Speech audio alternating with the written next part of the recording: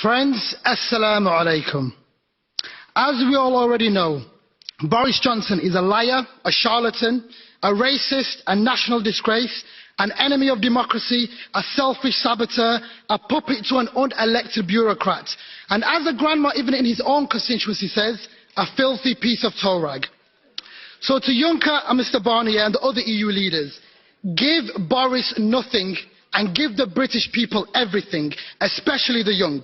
Give them your solidarity, your unwavering support, and your sincere promise that you won't ever abandon them to the fantasies of the insecure, delusional, tiny British elite that is summed up by Boris Johnson.